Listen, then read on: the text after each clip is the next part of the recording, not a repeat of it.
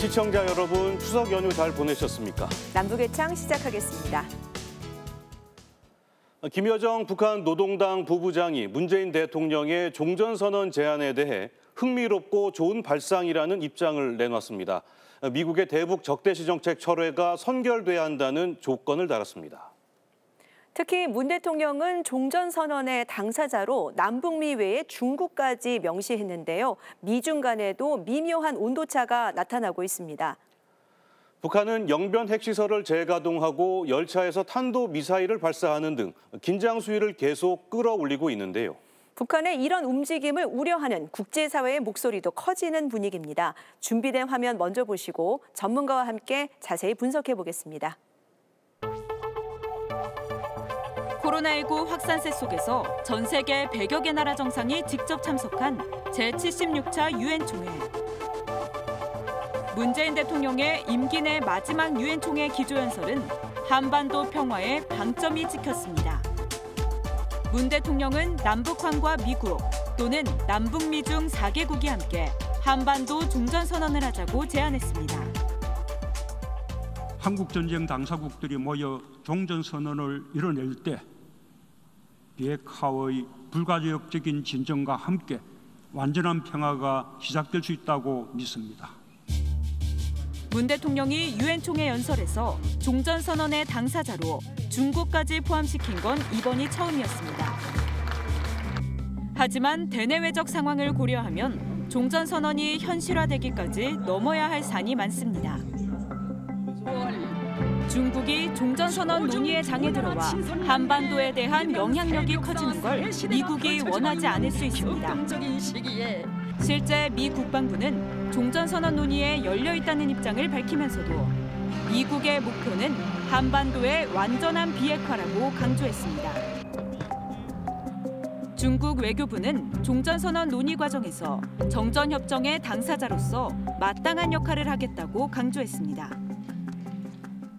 战争状态，实现半岛停核机制转换，是政治解决半岛问题进程的重要组成部分，也是国际社会的普遍期待。 문 대통령 연설 이틀 만에 북한은 미태성 외무성 부상의 담화를 통해 미국의 대북 적대시 정책이 남아있는 한 종전선언은 시기상조라는 입장을 내놨습니다. 미 부상은 또 한미 동맹이 계속 강화되는 상황에서 종전선언은 오히려 남북을 끝없는 군비 경쟁에 몰아넣을 것이라고 주장했습니다.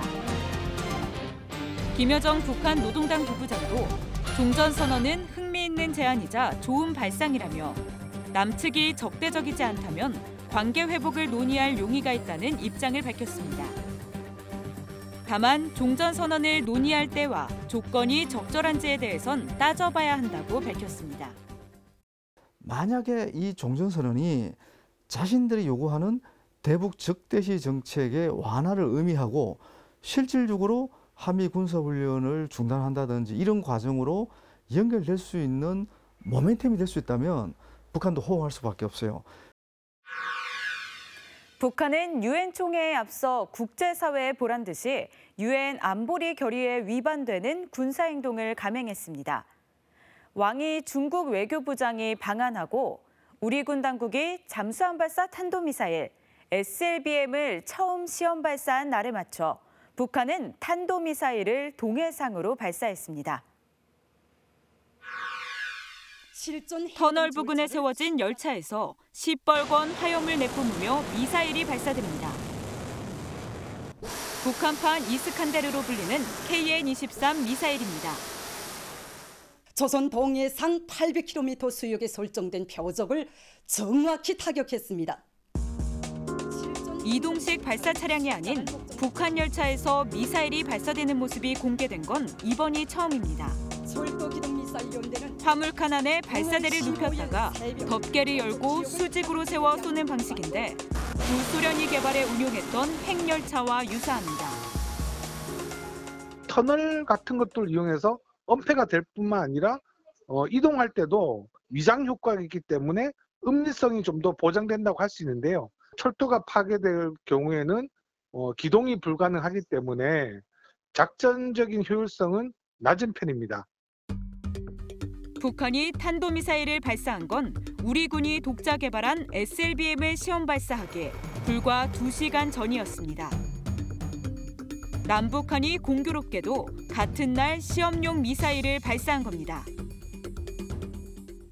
오늘도 북한이 이 탄도미사일을 발사하는 그런 도발을 했는데 그런 북한의 비대칭 전력에 대해서 우리 SLBM이 아주 효과적인 억지력이 될 수 있을 것이라고 생각합니다. 문 대통령 발언이 알려진 날 김여정 북한 노동당 부부장은 밤늦게 담화문을 내고 응수했습니다. 북한의 도발, 확실한 억지력이란 문 대통령의 표현을 문제 삼으며 이번 미사일 발사가 북한 무기체계 개발 계획에 따른 자위적 활동이라고 주장했습니다. 북한은 우리의 SLBM 시험 발사도 닷새 만에 깎아내렸습니다. 북한의 미사일 전문가인 장창하 국방과학원장이 이례적으로 조선중앙통신기고문에서 우리의 SLBM은 초보적 걸음마 단계에 불과하다며 자체 위안용이라고 폄하했습니다. 미국이나 우리나 일본 같은 경우는 더 첨단 무기를 만들 수 있는 그런 과학기술력이나 경제력을 갖고 있기 때문에 사실 우리로서는 뭐 이 정도 자본은 투입을 할 수 있잖아요. 그럼 북한 입장에서는 더 첨단 수준의 전략 무기를 계속 만들고 있긴 하지만은 이런 상황이 굉장히 부담스러운 거예요. 문 대통령은 유엔 총회를 마치고 돌아오는 전용기 안에서 북한의 이딴 미사일 도발을 저강도 긴장 고조라고 평가했습니다. 여전히 이제 북한은 대화의 문을 열어둔 채 여러 가지 고려를 하고 있는 것으로 보입니다. 결국은 북한도 대화와 외교의 길을 선택하는 것이 북한에게 유리하다고 판단할 것이라고 믿습니다. 미사일 개발과 함께 북한은 영변 핵시설도 늘려가고 있습니다. 국제원자력기구 IAEA 사무총장은 북한이 핵 활동에 전력을 다하고 있다고 공개적으로 밝히기도 했는데요. 북한은 추가 도발 카드를 만지작거리며 국제사회의 관심을 끌어보려는 모습입니다. 라파엘 그로시 사무총장이 IAEA 총회에서 북한이 핵 프로그램에 전력을 기울이고 있다고 평가했습니다.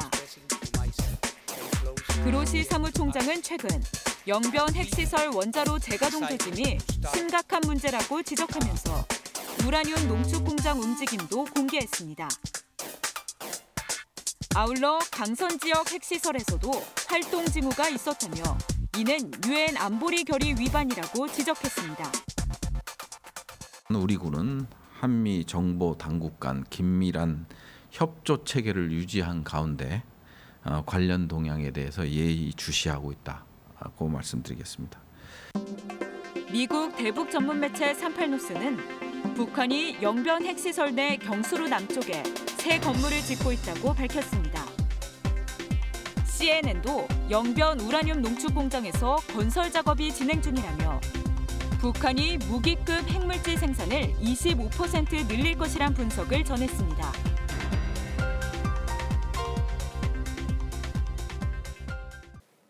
네, 그럼 여기서 종전선언 제안 배경과 북한이 긴장 수위를 높이는 의도 자세히 짚어보겠습니다. 네, 박원권 이화여대 북한학과 교수님 스튜디오에 나오셨습니다. 안녕하십니까? 네, 안녕하세요. 네, 교수님, 이 종전선언에 대한 북한의 입장이 예상보다 빨리 나왔습니다. 리태성 부상과 김여정 부부장의 담화를 보면은 이 조건에 대해서는 또 언급을 하면서도 가능성은 열어뒀거든요. 북한의 진짜 속내 어떻게 봐야 될까요? 두 담화가 그 목표로 하는 그 대상이 좀 다릅니다. 그러니까 리태성 외무상원 같은 경우에는 부상이죠. 이건 미국을 겨냥을 해서 미국을 계속 비판을 했습니다. 북한이 개발하고 있는 미사일과도 좀 연결해서 군비 경쟁 측면에서의 미국의 책임론을 좀 부각한 면이 있고요. 거기에 비해서 김여정 담화는 뭐 좀 전에 나왔습니다만 굉장히 뭐랄까요, 보통 때 쓰던 그 단어랑은 다르게 특히 문재인 대통령을 실명으로 다시 얘기했는데 비판의 내용은 전혀 없습니다. 이것은 뭐 좋은 발상이다, 흥미로운 제안이다라는 얘기가 나왔고 거기에 핵심은 결국 한국을 향해서 메시지를 던졌다라고 생각이 되는데요. 그럼에도 불구하고 기본적으로 그 종전선언에 의한 선결 조건, 그것은 결국 미국의 적대시 정책 철회와 이중잣대에 대한 문제인데 그것은 크게 변한 것은 없다라고 판단이 됩니다. 네. 그 문재인 대통령의 종전선언 제안이 사실 이번이 처음이 아니지 않습니까? 뭐 종전선언이 실현될 가능성이 그렇게 높지 않은 상황에서 지금 이 시국에 왜 종전선언을 다시 제안을 했다고 보십니까? 뭐 우리 정부 입장에서는 워낙 남북 관계, 북미 관계가 지금 다 막혀 있고 이것을 어떻게든 돌파를 할 그럴 계기가 필요한 것이죠. 그리고 대통령의 말을 보면 이것은 단순히 그냥 선언이 아니라 어떻게 보면 남북, 미, 중까지 포함해서 정상들이 모여서 얘기를 한다. 그러면 이것을 이전에 트럼프 대통령이 있었을 때 했던 이른바 탑다운 방식을 다시 한번 해보겠다. 그러니까 돌파를 위한 어떻게 보면 마지막 승부수를 던졌다. 뭐 그렇게 판단할 수 있다고 생각이 됩니다. 네, 말씀하신 대로 문 대통령이 종전선언의 당사자로 중국까지 이제 적시를 했습니다. 그런데 이제 중국과 미국 사이에도 미묘한 온도차가 느껴지는데 어떻게 해석해봐야 될까요? 미국, 중국이 다 셈법이 다르죠. 그럼 미국부터 말씀을 드리면 바이든 대통령이 사실 여러 번 얘기를 했습니다. 김정은 위원장과의 만남을 완전히 배제하지는 않지만 거기도 선결 조건이 있는 게 일단은 북한이 확실하게 비핵화 의지를 밝혀야 되고 그렇기 때문에 당장 지금 종전선언 우리 정부가 얘기한 것처럼 비핵화 입구에 대한 종전선언에 대해서는 좀 부정적인 그런 인식과 입장을 가질 가능성이 높습니다. 반면에 중국 같은 경우에는 2018년에 우리가 경험을 했던 한반도 평화 프로세스에서 사실은 배제되지 않았습니까? 종전선언이 이뤄지면 그 후에 있을 평화 프로세스에 중국이 핵심 행위자로 들어가는 거죠. 그래서 중국의 입장에서는 이거는 환영할 만한 다시 한반도에 어떻게 보면 자신들의 영향력을 그렇게 펼칠 수 있는 기회가 왔다. 그렇게 판단할 수 있다고 생각합니다. 네, 북한이 이제 지금 뭐 미사일 발사를 통해서 계속 또 긴장 수위를 높이고 있는데 그 중국의 입장이 좀 궁금하거든요. 그 왕이 중국 외교부장의 얘기 관련 발언 잠시 들어보시겠습니다. 其他的一些国家也在举行一些军事方面的行动，还是需要大家呢都能够朝着恢复对话的方向，大家共同做出努力。 방금 이제 들으신 이 인터뷰는 이제 왕이 중국 외교부장이 15일 우리나라를 방문했을 때 이제 인터뷰인데 북한이 탄도미사일을 발사하기 직전 상황에 인터뷰가 이루어졌거든요. 그 중국의 입장은 어떻게 봐야 됩니까? 글쎄 뭐 왕이 부장이 그 정의용 장관이랑 오찬을 하는 아마 12시 반 그 정도 시간에 북한이 탄도미사일을 발사를 했는데 제 판단에는 중국이 사전에 특히 왕이 부장이 알고 있지는 않은 것 같습니다.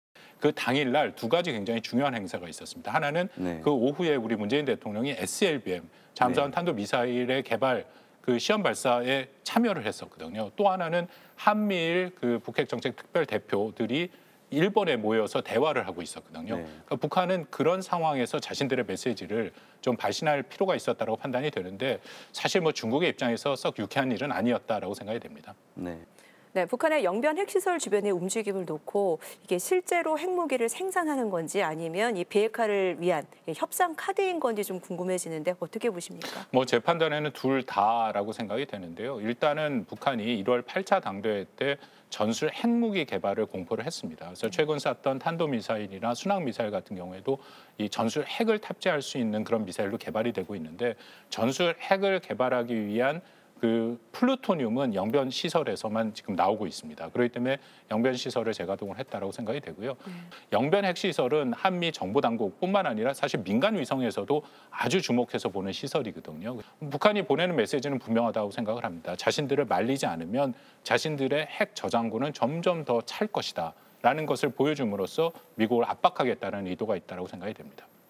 네, 이제 마지막으로 질문드리면 북한이 이제 최근에 이제 일련의 도발 수위를 그런 높였던 그런 행동들에 대해서 이제 문재인 대통령은 북한이 대화를 염두에 두고 있는 것 같다 이런 판단을 지금 하고 있는데 일단 김여정 부부장 담화를 보면은 대화에 어떤 용의는 좀 있어 보이는 거거든요. 그러면 이제 남북 또는 이제 북미 대화의 가능성 좀 기대를 좀 해봐도 되겠습니까? 일단 북미 대화의 가능성에 대해서는 아직은 그렇게 높다라고 생각지는 않습니다. 이번에 나온 담화에도 보면은 분명히 미국이 적대시 정책을 먼저 철회해야 네. 어떤 의미 있는 대화를 하겠다. 그것은 북한이 2019년 12월부터 사실 지금까지 일관되게 하고 있는 입장이거든요. 네. 다만 남북 대화는 말씀하신 김여정 담화에 좀 어느 정도 가능성이 열긴 했는데 또 거기 보면 선결 조건이 있었어요. 거기에 적대시 정책이랑 이중 작대를 먼저 없애고 한국 정부가 그것을 위해서 노력을 해라. 그럼 어떻게 보면은 미국을 설득하라는 얘기거든요. 그래서 그것도 어느 정도 수준에서 진전이 돼야 그나마 남북 관계의 가능성이 있는데 아직은 좀 불투명하다라고 생각합니다. 네, 네, 박원건 교수님 말씀 오늘 여기까지 듣겠습니다. 감사합니다. 고맙습니다.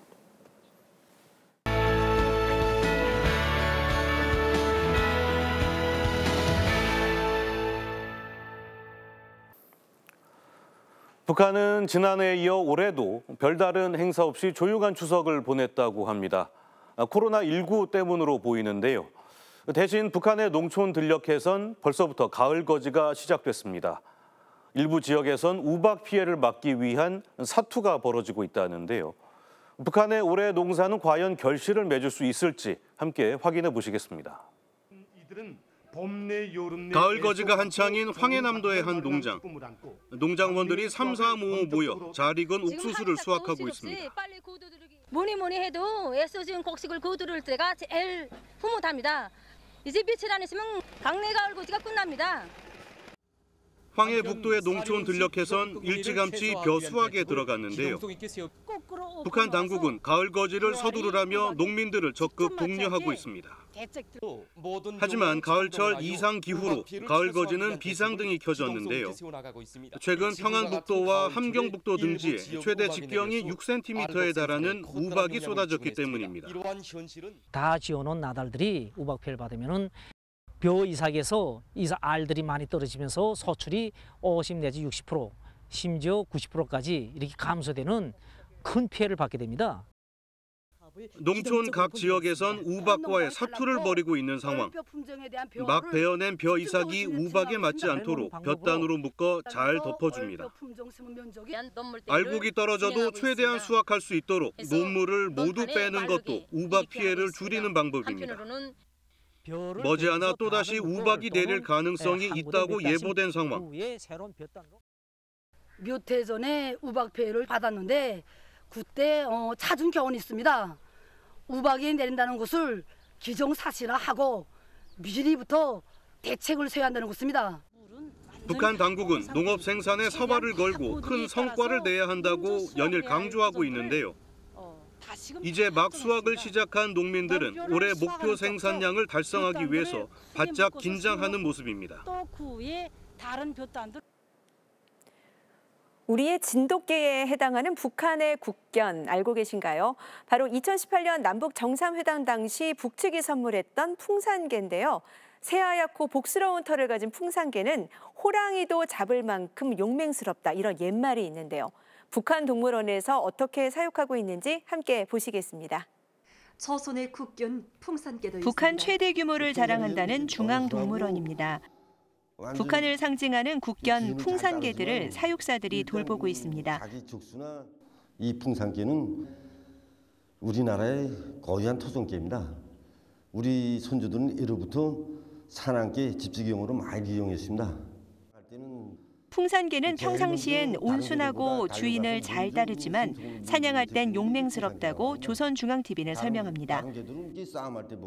상대의 등을 공격하는 다른 사냥개와 달리 풍산개는 정면으로 달려들어 숨통을 끊는다고 하는데요.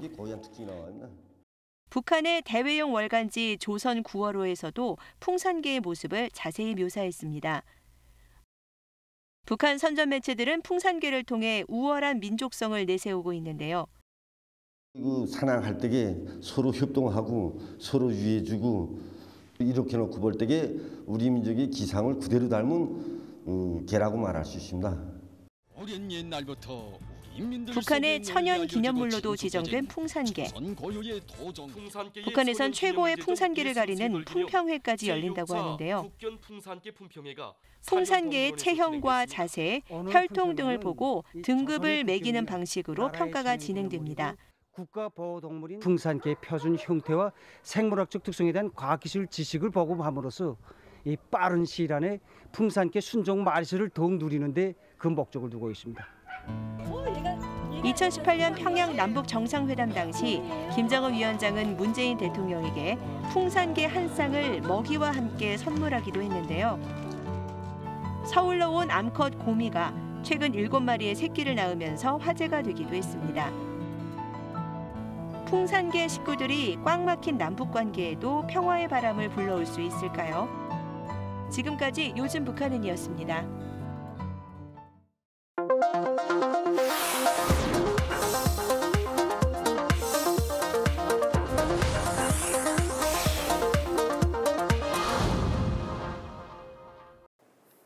네, 박사의 뱅커. 네. 북한 방송을 대표하는 인물을 꼽으라면은 누가 떠오르시나요? 다들 그러시겠지만 리춘희 아나운서가 아닐까 싶은데요. 네. 올해 나이로 79세, 방송 경력이 무려 50년이라고 합니다. 네, 2017년 영국의 유력 일간지 가디언은 북한 방송에 핑클레이디가 뜨면 나쁜 소식이 전해진다고 전하기도 했는데요. 바로 리춘희를 두고 한 말이었습니다.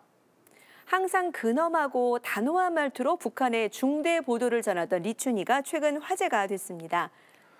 네, 김정은 위원장 어깨에 손을 올리고 심지어 팔짱을 끼는 모습까지 포착됐는데요.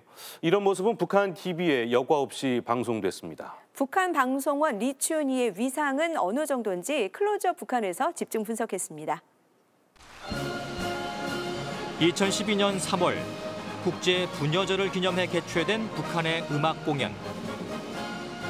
막 권력을 승계받은 김정은 북한 국무위원장이 등장하자 북한의 당정군 고위 간부들이 일제히 기립박수를 보냈다. 김정일 국방위원장이 세상을 떠난 지 채 100일도 되지 않은 시기에 화려하게 진행된 공연.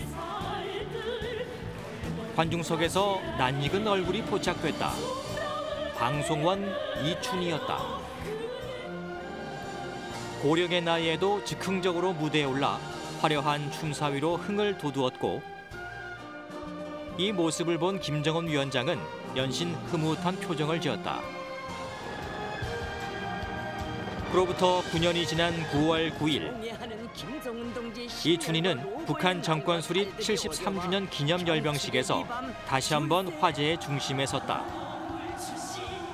방송원으로는 이례적으로 북한 간부들과 함께 주석단에 올랐고 야회를 지켜보던 도중에는 김정은 위원장의 어깨에 손을 대고 귓속말을 하는 등 친근함을 드러내는 모습이 그대로 방송을 탔다. 정권 수립 경축 행사 참가자들과의 기념사진 촬영장에서도 김 위원장은 가장 먼저 이춘희에게 악수를 건넸다. 김정은 위원장과 팔짱까지 낀 이춘희.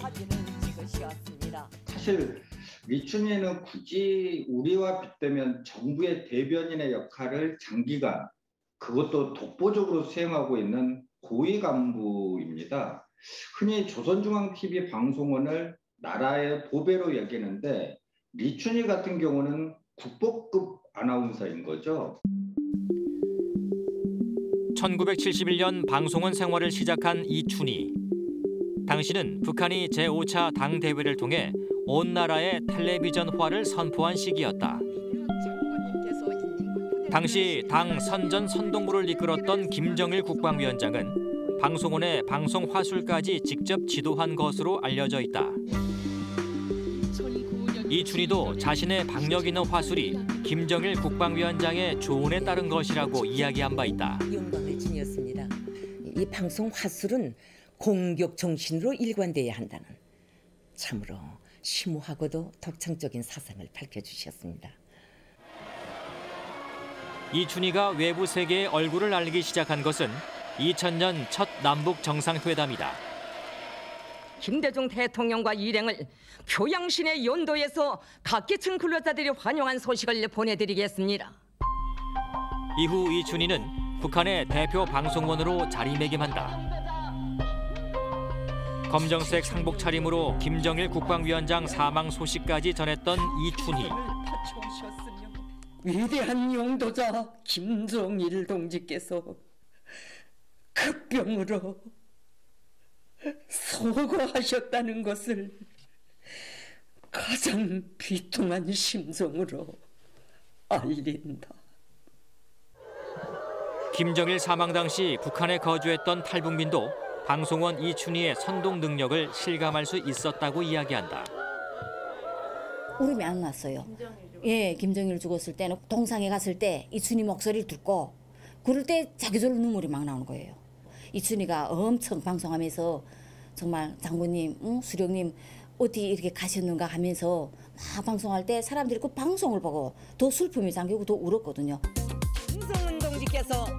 이춘희는 김정은 위원장 집권 이후에도 독보적인 존재감을 과시했다. 김 위원장 집권 초기인 2012년 1월 중국 CCTV와의 단독 인터뷰를 진행한 이춘희. 안녕하세요, 선생님. 안녕하십니까? 네. 설 명절을 맞으면서 이거 중국 중앙 텔레비전 기자동물을 만나니 정말 반갑구만요. 네, 반갑습니다, 선생님. 해외 언론과의 첫 인터뷰였지만 베테랑 방송원답게 화려한 입담을 자랑했다.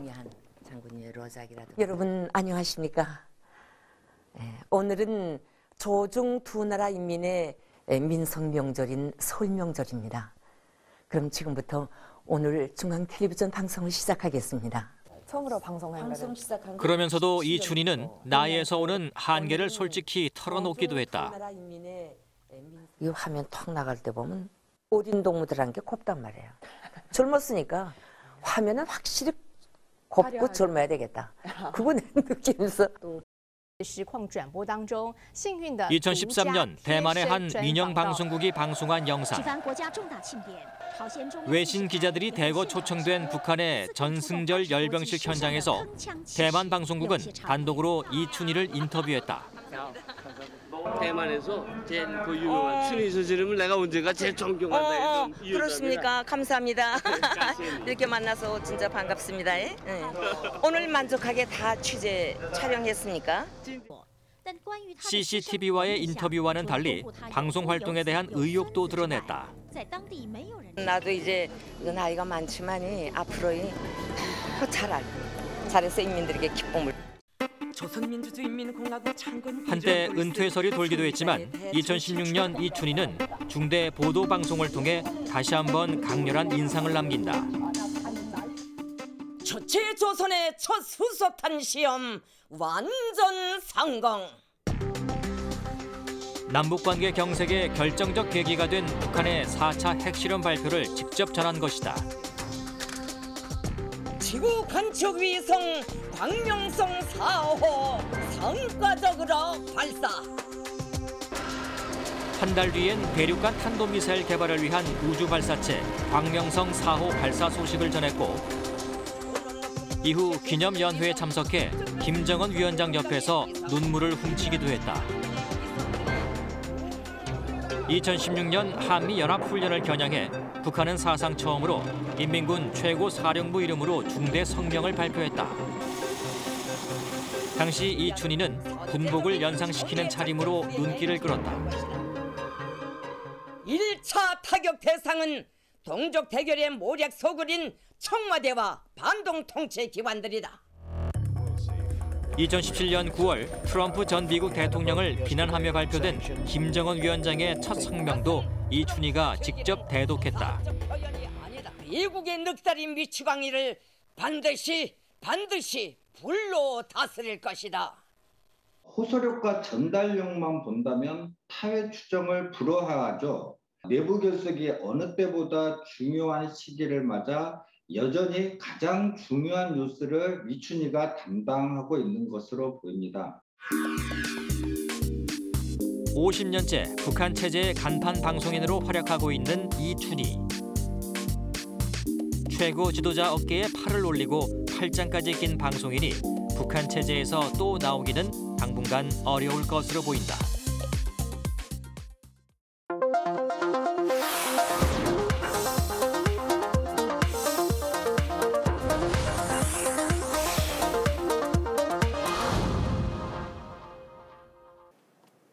네, 북한에 가족을 두고 온 실향민들 지난 추석 연휴에 또 답답하고 힘든 시간들 보내셨을 텐데요. 네, 또 2018년 8월을 마지막으로 이산가족 상봉도 더 이상 이루어지지 않고 있는데요. 그래서 더 안타까움을 더하고 있습니다.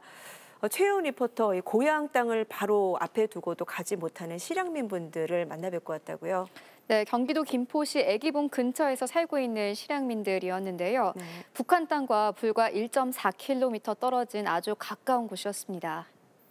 그러면 그 철책선 너머로 북한 땅이 바로 보이는 곳이겠네요? 네, 맞습니다. 강 하나를 두고 남과 북이 갈라진 모습을 보면서 참 안타까웠는데요. 팽팽한 긴장감이 맴돌던 애기봉에 최근엔 생태공원이 조성되면서 관람객들도 찾고 있었습니다. 실향민들의 애환이 담긴 애기봉으로 지금부터 함께 가보시죠. 서울에서 서쪽으로 차로 1시간을 달려 도착한 곳. 낯선 풍경들이 펼쳐집니다. 높다란 담장과 철조망, 그리고 출입자 신원을 확인하는 검문소까지. 팽팽한 긴장감이 느껴지는 이곳은 북한과 불과 1.4km 떨어져 있는 애기봉입니다. 북한 주민 1,300여 명이 현재 살고 있어요. 예. 집도 이렇게 연립주택같이 소형주택이 많이 보이죠? 네. 예, 저 마을이 여기서 볼 때는 가장 큰 마을인데 80년도만 해도 사람이 거의 안 살았어요. 대남 선전용으로 지어진 낡은 연립주택에는 빨래가 널려 있습니다. 장난을 치던 꼬마가 엄마, 아빠를 따라 급하게 쫓아가는 모습도 보입니다.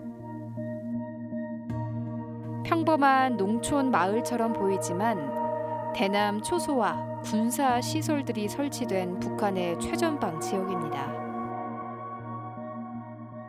6.25 때 해병대들이 치열한 격전지였던 곳으로 돌아오지 않는 해병 원래 발생지가 여기예요. 해발 154m의 애기봉은 해마다 크리스마스 트리 점등 행사가 열리던 곳인데요. 북한과 갈등을 빚으면서 2014년 철탑이 철거되기도 했습니다. 사랑하는 사람을 그리워하던 곳이라는 전설에서 애기봉이라는 이름이 붙여졌다고 하는데요. 네, 지금 제 뒤로 보이는 이곳은 북한의 개성시 개풍군인데요. 손을 뻗으면 닿을 만한 거리에 있지만 우리는 갈 수가 없습니다. 이제 실향민들은 더 늦기 전에 자신의 고향 땅을 밟아보기를 그 어느 때보다도 기원하고 있습니다. 애기봉 근처에 살고 있는 유인순 할머니.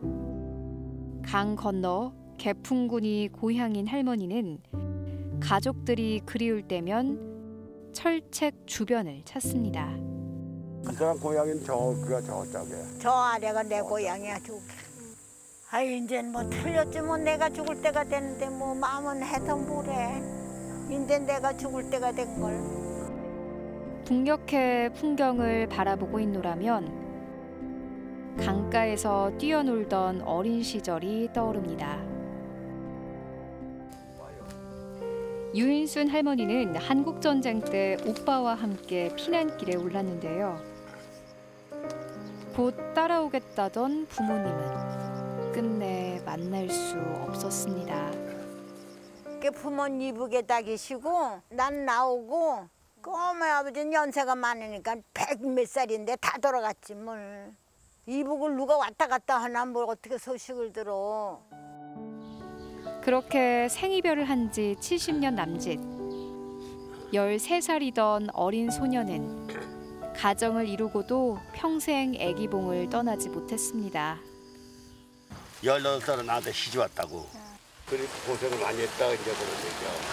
그러니까 홀씨 아버지 때 시집 와서 가르쳐 주는 사람도 없고. 그러니까 스스로 배운 거야 스스로. 맑고 티 없던 얼굴에는 한 많은 70년 세월의 흔적이 가득했는데요. 오래전에 돌아가셨을 부모님이 지금도 너무나 그립습니다. 무슨 날 때만 더 보고 싶어. 정월이다, 추석 명절이다 다 보고 싶어. 나 여기 피난 나와서 이렇게 고생하고 잘 살아요. 그렇지. 아직도 고향을 그리워하고 있는 많은 피난민들과 실향민들은 애기봉 근처에서 이렇게 이 터전을 이루면서 살아가고 있습니다. 이 분단의 아픔을 지닌 애기봉에는 한반도의 평화를 바라는 특별한 공간이 마련됐다고 하는데요. 다음 달 7일 정식 개장을 앞둔 애기봉 평화생태공원에 사람들의 발길이 이어집니다. 사전 예약을 한 관람객들이 찾아온 건데요. 그래서 여러분들이 보실 때 강을 중심으로 보시면 왼쪽이 남한이고요. 오른쪽이 북한입니다. 특히 관람객들은 직접 북한 풍경을 볼 수 있는 전망대에 많은 관심을 보였습니다. 산을 보면 남쪽 산인지 북쪽 산인지 굳이 설명 안 해줘도 표가 나거든요. 여기 나무가 울창하고 저쪽은 우리 몇십 년 전처럼 그 민둥산, 헐벗은 그 모양이지 않습니까? 가슴이 아픕니다. 한강과 임진강이 합류하는 조강의 생태계는 물론 고려시대의 유적이 가득한 개성 시내까지 가상체험을 할 수 있습니다. 지금은 단순히 초소로서의 역할을 넘어서 평화를 염원하고 자연 생태의 소중함을 그대로 저희들에게 간직해야 할 역사적인 장소이기도 합니다. 평화공원으로 태어난 애기봉에는 실향의 아픔이 진하게 배어 있습니다. 한평생 가족을 그리워했던 그 간절한 마음이 애기봉을 넘어 북한 전역에 전해지길 기원해 봅니다.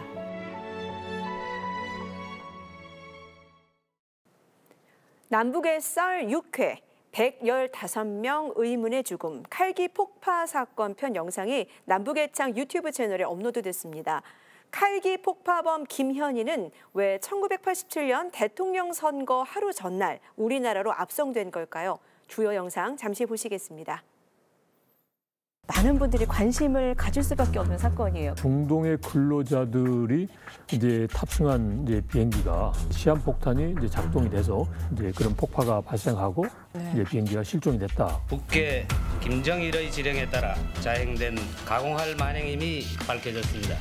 바레인에서 일본인 2명을 체포를 합니다. 김현희, 김승일로 알려졌는데 대통령 선거 바로 전날 압송이 됐고 왜 하필 이 시점에 압송을 해서 했느냐 이런 게 이제 의혹이 제기가 되는 거죠.